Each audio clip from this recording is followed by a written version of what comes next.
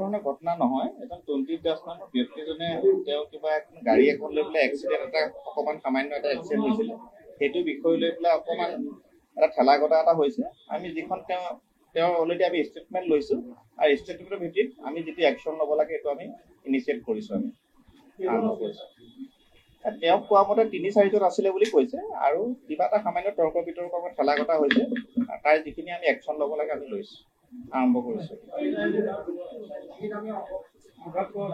হয়, মেডিকেল কৰাইছোঁ, আমি মেডিকেল অলৰেডি কৰাইছোঁ, তেখেতক এক্সামিন কৰাইছোঁ, আমি এক্সামিন কৰাইছোঁ, ৰিপৰ্ট আহিব। হয়, মানুহকেইজনৰ নাম পাইছোঁ আমি। আব্দুল আজিজ বুলি এজন আছে, আব্দুল ৰাতুল, আৰু এজন বাবুল আলী বুলি এখন যাৰ মানে গাত লাগিছিলে প্ৰথম হেৰিখন, আব্দুল ৰাতুল। আমি বাবুল আলী বোলা এজনক পাইছোঁ আমি, আৰু বাকীকেইজনক আমি সোধপোছ কৰি আছোঁ, বিচাৰি আছোঁ তেওঁলোকক। মোল্লাপতি বুলি কৈছোঁ।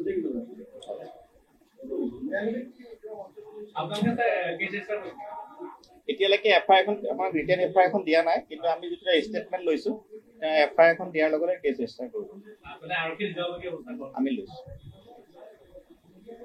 এনেকুৱা ধৰণৰ ঘটনা নহয়। এজন 20 দাস নামৰ ব্যক্তিজনে তেওঁ কিবা এখন গাড়ী এখন লৈ পেলাই এক্সিডেণ্ট এটা অকণমান সামান্য এটা এক্সিডেণ্ট হৈছিলে, সেইটো বিষয় লৈ পেলাই অকণমান এটা ঠেলা গটা এটা হৈছে। আমি যিখন তেওঁ অলৰেডি আমি ষ্টেটমেণ্ট লৈছোঁ, আৰু ষ্টেটমেণ্টৰ ভিত্তিত আমি যিটো একশ্যন ল'ব লাগে সেইটো আমি ইনিচিয়েট কৰিছোঁ, আমি আৰম্ভ কৰিছোঁ। তেওঁ কোৱা মতে 3-4জন আছিলে বুলি কৈছে, আৰু কিবা এটা সামান্য তৰ্ক বিতৰ্ক ঠেলা গটা হৈছে। তাৰ যিখিনি আমি একশ্যন ল'ব লাগে আমি লৈছোঁ, আৰম্ভ কৰিছোঁ। হয়, মেডিকেল কৰাইছোঁ, আমি মেডিকেল অলৰেডি কৰাইছোঁ, তেখেতক এক্সামিন কৰাইছোঁ,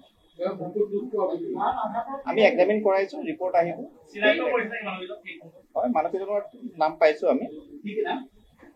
আব্দুল আজিজ বুলি এজন আছে, আব্দুল ৰাতুল, আৰু এজন বাবুল আলী বুলি এখন যাৰ মানে গাত লাগিছিলে প্ৰথম হেৰিখন,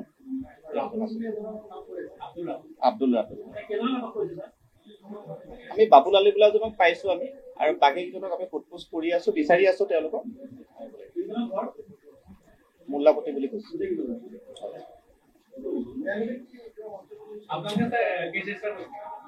এতিয়ালৈকে এফআইআৰ এখন, আমাৰ ৰিটেন এফআইআৰ এখন দিয়া নাই, কিন্তু আমি যিটো ষ্টেটমেণ্ট লৈছোঁ, এফআইআৰ এখন দিয়াৰ লগতে কেছ ৰেজিষ্টাৰ কৰিম, আমি লৈছোঁ।